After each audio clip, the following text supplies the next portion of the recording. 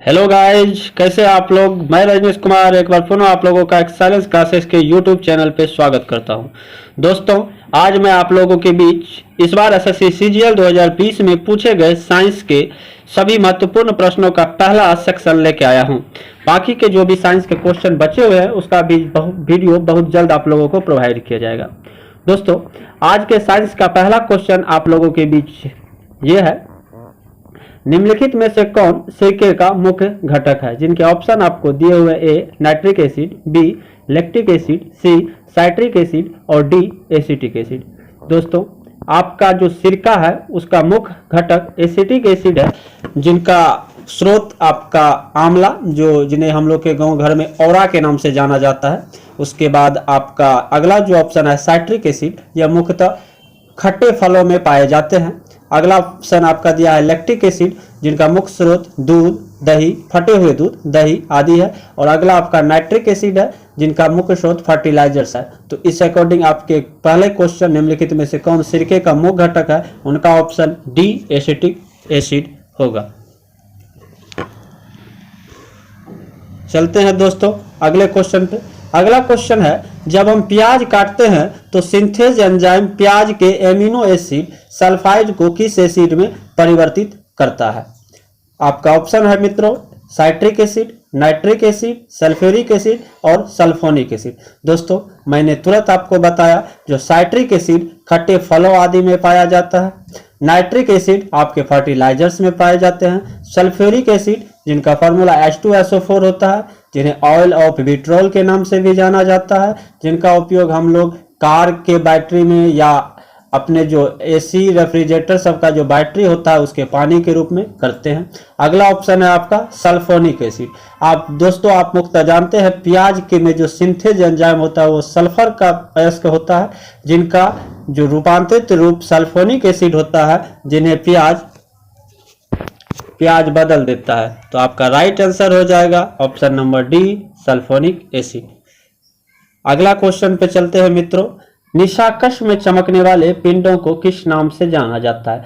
दोस्तों, निशा शब्द का अर्थ होता है रात्रि और निशाकश मतलब रात में चमकने वाले पिंडों को किस नाम से जाना जाता है? तो आपका पहला ऑप्शन है तारामंडल, दूसरा ऑप्शन है खगोलीय पिंड, तीसरा है उल्का पिंड, चौथा है क्षुद्र ग्रह। दोस्तों, आप लोग बारीकी से जानते हैं जो तारे के सभी समूह जिसमें सूर्य, चंद्रमा तथा सभी छोटे मोटे ग्रह, उपग्रह, क्षुद्र ग्रह आदि है, उन्हें हम लोग तारामंडल कहते हैं। और इस तारामंडल में जो भी पिंड चमकते हैं रात्रि को, उन्हें हम खगोलीय पिंड के नाम से जानते हैं। आपका ऑप्शन होगा ऑप्शन नंबर बी खगोलीय पिंड। अगला है आपका उल्का पिंड, जो आप लोग जानते हैं जब कोई भी दो ग्रह या एक ग्रह एक उपग्रह या कोई भी दो आकाशीय पिंड आपस में टकराते हैं, तब टकराने पर उसके प्लेट से जो थोड़ा सा भाग टूट के कहीं गिरता है, उन्हें हम लोग उल्का पिंड के नाम से जानते हैं। अगला ऑप्शन है आपका क्षुद्र ग्रह। आप जानते हैं जो हमारे जो 8 मुख्य ग्रह है, पृथ्वी, मंगल, बृहस्पति, शुक्र, शनि, अरुण, वरुण, उसमें मंगल और बृहस्पति के बीच पाए जाने वाले छोटे छोटे ग्रहों को, उपग्रहों को, या नहीं तो जो भी उल्का पिंड पाए जाते हैं, उन्हें हम लोग क्षुद्र ग्रह कहते हैं। दोस्तों, आपका नेक्स्ट क्वेश्चन है, निम्नलिखित ग्रंथियों में से कौन सी ग्रंथि फेफड़े के बीच विद्यमान होती है? दोस्तों, मतलब हमारे फेफड़े में कौन सा ग्रंथि उपस्थित होता है? पहला है आपका पीयूष ग्रंथि, जिन्हें मास्टर ग्रंथि के नाम से भी जाने जाता है, जो हमारे शरीर के सभी क्रियाओं का हेड बॉस होता है, यानी कि जितनी भी क्रियाएं हमारे शरीर में होते हैं सभी पे नियंत्रण रखने का काज पीयूष ग्रंथि ही करता है। यह आपका मस्तिष्क में उपस्थित होता है, क्योंकि हमारा जो शरीर का हेड है वो भी मस्तिष्क ही है और यह भी मस्तिष्क में ही पाया जाता है। अगला आपका हाइपोथैलेमस ग्रंथि। दोस्तों, पीयूष ग्रंथि हाइपोथैलेमस और मस्तिष्क का जो ऊपरी भाग है उसके बीच में होता है, तो हाइपोथैलेमस भी आपके मस्तिष्क में ही पाए जाते हैं। और शीर्ष ग्रंथि भी आपके मस्तिष्क में पाए जाते हैं। शीर्ष ग्रंथि और हाइपोथैलेमस के बीच में पीयूष ग्रंथि पाया जाता है, और थाइमस ग्रंथि आपके फेफड़े के बगल में यानी कि आपके उदर के जस्ट ऊपर दाहिने भाग में पाया जाता है। तो आपका राइट आंसर होगा दोस्तों यहां से थाइमस ग्रंथि, यानी कि ऑप्शन नंबर सी। चलते हैं मित्रों नेक्स्ट क्वेश्चन में। जब दो विद्युत आवेश के बीच की दूरी दोगुनी हो जाती है तो उनके बीच बल उनके पूर्व मान से 1/4 कम हो जाती है। दोस्तों आपका ऑप्शन है कूलाम का नियम, पास्कल का नियम, स्टीफन का नियम, हुक का नियम। आप जानते हैं जो कूलाम का नियम दो विद्युत आवेशों के बीच दिया गया है, पास्कल का नियम आपके दाब से संबंधित है, स्टीफन का नियम आपके ताप से संबंधित है और हुक का नियम आपका भी ताप से संबंधित है। पहला हम लोग कूलाम का नियम देखते हैं। आपका है जो दो विद्युत आवेश, मान लीजिए पहला विद्युत आवेश, दो विद्युत आवेश, आपका पहला विद्युत आवेश हम मान लेते हैं Q1 और दूसरा विद्युत आवेश Q2 है और इनके बीच का जो दूरी है वो आपका R है। तब आपका फॉर्मूला होता है F = Q1 × Q2/R²। इस पर आप देखिएगा जब आप उसके बीच का दूरी को दोगुना कर देते हैं तो जब पहली बार आपका Q1 Q2 तो आपका स्थिर रहेगा और R भी आपका 1 रख लेते हैं तो सब कंडीशन में आपका वैल्यू 1 हो जाता है। जब आपका Q1 Q2 स्थिर रहे और R का वैल्यू आप दोगुना कीजिएगा, बीच की दूरी 2 रखिएगा, तब यह 1/2 का स्क्वायर मतलब आपका हो जाएगा 1/4, मतलब हो गया ना 1/4 कम। तो यह कूलाम का नियम है। कूलाम का नियम दो विद्युत आवेशों के बीच है जिसमें जो बल होता है वो दोनों विद्युत आवेशों के बीच के गुणनफल और बाय उसके बीच की जो दूरी होती है उसके वर्ग का व्युत्क्रमानुपाती होता है। पहला नियम जो कूलाम का था वह था जो जब दो विद्युत आवेशों के बीच लगने वाले बल उसके आवेशों के गुणनफल के बराबर होता है, और दूसरा नियम कहता है कूलाम का जो विद्युत आवेशों के बीच की दूरी उसके बीच लगने वाले बल के वर्ग का व्युत्क्रमानुपाती होता है। तो यहाँ पे आपका आंसर हो जाएगा कूलाम का नियम। अगला ऑप्शन है आपका पास्कल का नियम। दोस्तों पास्कल का नियम दाब से संबंधित है और जो भी टर्म जिसमें हम लोग दाब का यूज करेंगे उसमें पास्कल का नियम का हम लोग यूज करते हैं। जैसे आप देखे होंगे हाइड्रोक्लोरिक ब्रेक में पास्कल का नियम का उपयोग होता है, लिफ्ट ले जाने वाली टर्म में पास्कल का नियम होता है। अगला ऑप्शन है आपका स्टीफन का नियम। स्टीफन का नियम कहता है जो किसी भी जो वस्तु का जो परम ताप होता है ना वो उसके एनर्जी के चतुर्थ घात के समानुपाती होता है। अर्थात यहाँ पे कहने का मतलब है E समानुपाती होता है आपका T⁴, जहाँ पे T परम ताप और E उसका ऊर्जा होता है। यह आपके स्टीफन का नियम है। स्टीफन का नियम मुख्यतः ताप से संबंधित है। जो आपका है आपका नेक्स्ट ऑप्शन है हुक का नियम, यह भी ताप से ही संबंधित है। तो आपका यहाँ पे राइट आंसर हो जाएगा दोस्तों कूलाम का नियम। ठीक है दोस्तों, चलते हैं नेक्स्ट क्वेश्चन पे। निम्नलिखित में से किस शब्द का अर्थ पालतू कुत्तों का वैज्ञानिक अध्ययन है? आपके ऑप्शन है साइनोलॉजी, कार्पोलॉजी, क्रोनोलॉजी और क्रीमोटोस्टिक्स। तो जो यहाँ पे क्रीमोटोस्टिक्स कर दिया गया, क्रीमोटोस्टिक्स।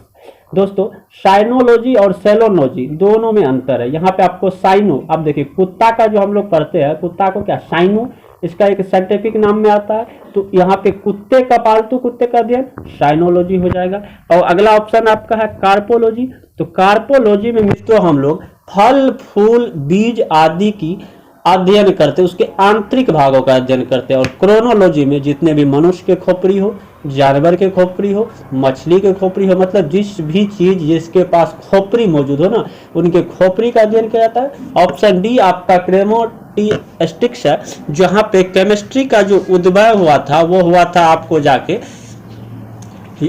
वहां पे कीमिया शब्द से, और कीमिया जो प्राचीन शब्द होती थी उसमें काली मिट्टी का बर्तन बनाया जाता था यूनान में। तो उस काली मिट्टी के बर्तन बनाने के अध्ययन को क्रीमोटोस्टिक्स कहते हैं। जहाँ पे लाइवेजियर नामक एक साइंटिस्ट था जिन्होंने ही बोला जो केमिस्ट्री शब्द उसी काली मिट्टी से कन्वर्ट हुआ है, और इस कारण लाइवेजियर को केमिस्ट्री का पिता भी कहा जाता है। तो आपका राइट आंसर होगा साइनोलॉजी। ठीक है मित्रों, चलते हैं नेक्स्ट क्वेश्चन पे। उस भौतिक वैज्ञानिक का नाम बताएं जिसने न्यूट्रॉन की खोज का श्रेय दिया जाता है। 1932 में इस खोज के कारण उन्हें नोबेल प्राइज मिला। दोस्तों आप लोग जानते हैं जो एटम के 3 मूल कण होते हैं, इलेक्ट्रॉन, प्रोटॉन और न्यूट्रॉन, जहां पे इलेक्ट्रॉन एक नेगेटिव चार्ज पार्टिकल और प्रोटॉन एक पॉजिटिव चार्ज पार्टिकल होती है। दोस्तों आप भी देखते हैं जो हमारे जो समाज है वहाँ पे एक नर और एक मादा होती है और बाकी इसी से हमारा संसार चलता है, बाकी कुछ नहीं। तो इसी तरह एटम में भी दो टर्म्स होते हैं, एक नेगेटिव चार्ज पार्टिकल और एक पॉजिटिव चार्ज पार्टिकल। जहां नेगेटिव चार्ज पार्टिकल आपका इलेक्ट्रॉन कहलाता है, पॉजिटिव चार्ज पार्टिकल मित्रों प्रोटॉन कहलाता है। न्यूट्रॉन एक आवेशहीन है, मतलब उसका चार्ज नहीं होता है। तो इलेक्ट्रॉन के खोजकर्ता आपके जे थॉमसन थे, प्रोटॉन के खोजकर्ता गोल्डस्टीन थे, अगर नामांकन करता प्रोटॉन का पूछे तो रदरफोर्ड थे, और न्यूट्रॉन के खोजकर्ता मित्रों जेम्स चैडविक थे। आपके ऑप्शन है पहला मैक्स प्लैंक, दूसरा जे.एस. फ्लेमिंग, तीसरा जे थॉमसन, चौथा जेम्स चैडविक। दोस्तों मैक्स प्लैंक ने क्वांटम सिद्धांत दिया था। क्वांटम सिद्धांत में 4 पॉइंट है जो हम लोग कभी अगर आएगा तो ऐसा रिकॉर्डिंग देखेंगे।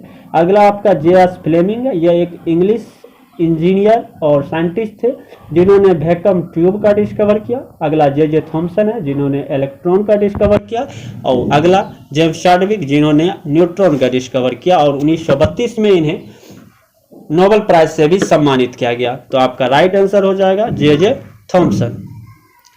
ठीक है मित्रों, चलते हैं नेक्स्ट क्वेश्चन पे। निम्नलिखित में से किस अभिनेत्री ने मंगल मिशन फिल्म की में प्रमुख महिला की भूमिका निभाई थी, जो मंगल ग्रह पर भारत के पहले मिशन में महिला के योगदान की सच्ची कहानी को नाटक के रूप से दर्शाती है। दोस्तों मंगल मिशन भारत का एक सफल अभियान रहा और भारत वर्ल्ड में पहला ऐसा देश बना जिन्होंने पहली अभियान को ही यानी कि अपनी पहली अंतरिक्ष यान को मंगल पे स्थापित किया, और भारत ने अपनी जीत का परचम पूरे दुनिया में लहराया। उस समय हमारे तत्कालीन जो प्रधानमंत्री के 2014 में सितंबर आ गई थी, वहाँ पे मोदी जी आ चुके थे, और मोदी जी मुख्यतः यहाँ पूछा गया था, वो पूछा गया जो मुख्य भूमिका महिला की भूमिका किसने निभाई। यहाँ पे आपका राइट आंसर हो जाएगा विद्या बालन। विद्या बालन ने उस फिल्म में मुख्य महिला एक्ट्रेस की भूमिका निभाई थी। राइट आंसर आपका बी। चलते हैं मित्रों नेक्स्ट क्वेश्चन पे। ठोस कार्बन डाइऑक्साइड का सामान्य नाम क्या है? पहला ऑप्शन आपका है पोटाश। यहाँ पे एक एरर है मित्रों, ये पोटाश होगा, पोटाश। दूसरा है आपका शुष्क बर्फ, तीसरा है इप्सम, चौथा है जिप्सम। पोटाश पोटाशियम का तत्व है और हम लोग के खेतों में भी पोटाश का उपयोग किया जाता है। शुष्क बर्फ ठोस कार्बन डाइऑक्साइड का सामान्य नाम शुष्क बर्फ है। तीसरा ऑप्शन आपका इप्सम जिसका फॉर्मूला MgSO4 होता है। चौथा आपका है जिप्सम जिसका फॉर्मूला CaSO4 × 2H2O होता है। तो आपका राइट आंसर यहां से हो जाएगा शुष्क बर्फ।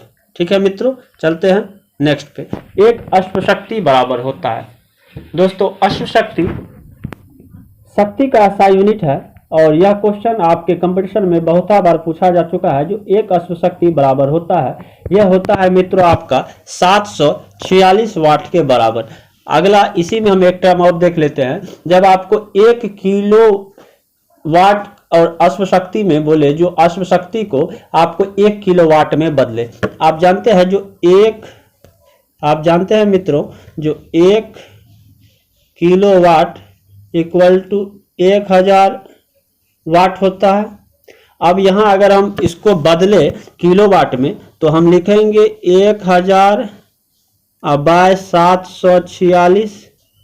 जब इसको मित्रों आप डिवाइड कीजिएगा तो 1.34 किलो वाट हो जाएगा। मतलब मित्रों एक अश्वशक्ति यानी कि 1 किलोवाट इक्वल टू 1.34 HP मतलब हॉर्स पावर। ठीक है मित्रों, चलते हैं नेक्स्ट क्वेश्चन में। निम्नलिखित में से कौन सा मस्तिष्क का भाग नहीं है? पहला आपका मेडुला, अगला आपका थैलमस, उसके बाद पोन्स और अगला पिन्ना। दोस्तों हम लोगों के कान का जो ऊपरी भाग दिखाई देता है जिनको हम लोग बाहरी स्पर्श करते हैं वो पिन्ना कहलाता है। तो यहाँ पे जो आपका आंसर हो जाएगा वो हो जाएगा आपका पिन्ना। अगला है आपका मेडुला। अब जब बारीकी से जानते हैं, मेडुला ऑब्लांगाटा जो आपके मस्तिष्क में स्थित है, जो आपके उपापचयी क्रिया, उल्टी, भूख, प्यास आदि सब पे कंट्रोल करता है। थैलेमस भी आपके मस्तिष्क का ही एक भाग है। अगला पोन्स, ये भी आपके मस्तिष्क का ही एक भाग है। अगला क्वेश्चन मित्रों आपको है, कैल्शियम सल्फेट डाइहाइड्रेट का सामान्य रूप क्या है। मित्रों, कैल्शियम सल्फेट डाइहाइड्रेट और कैल्शियम सल्फेट हेमीहाइड्रेट, इस दो के कंफ्यूजन को आज हम लोग दूर करते हैं। जब कैल्शियम सल्फेट आपको कहा गया है तो पहले आप लिखिए कैल्शियम सल्फेट का फॉर्मूला CaSO4, और डाई मतलब दो गुना, हाइड्रेट 2H2O, ये कैल्शियम सल्फेट डाइहाइड्रेट। जो आपके जिप्सम का फॉर्मूला है, आपका आंसर हो जाएगा A। अगर इसी में इस 2 को हटाकर आपको क्या कर देता है, 2 को हटाकर आपको कर देता है मित्रों CaSO4 इंटू हाफ H2O, तब यह मित्र प्लास्टर ऑफ पेरिस का फॉर्मूला हो जाता है। जब प्लास्टर ऑफ पेरिस को ही 120 डिग्री टेम्परेचर पे गर्म किया करके जल मिलाया जाता है, तब जाके आपका जिप्सम बनता है। तो कैल्शियम सल्फेट डाइहाइड्रेट का सामान्य रूप जिप्सम है। लाइमस्टोन एक कैल्शियम का अयस्क है जिसका फॉर्मूला CaCO3 होता है। अगला ऑप्शन आपका सेमेस्टर, आई थिंक यहाँ पे सेमेस्टर नहीं हो के एस्बेस्टस होना चाहिए था, इसका फॉर्मूला हम आपको लिख देते हैं, यहाँ पे एस्बेस्टस कर दीजिएगा इसको मित्रों, एस्बेस्टस। इसका फॉर्मूला MgSiO3 इंटू CaSiO3 होता है। गिलास तो आप लोग जानते ही है, कांच है। तो दोस्तों, साइंस के एक छोटा सा वीडियो आप लोगों के बीच था। मिलते हैं हम आप लोगों से फिर साइंस के अच्छे क्वेश्चन को लेकर। तब तक इस वीडियो को देखिए। जो अभी तक हमारे चैनल को सब्सक्राइब ना किए हैं वो हमारे चैनल को सब्सक्राइब कीजिए, बेल आइकन ऑन कीजिए, अपने दोस्तों के साथ शेयर कीजिए। वीडियो अच्छा लगे तो एक लाइक जरूर कीजिएगा। धन्यवाद।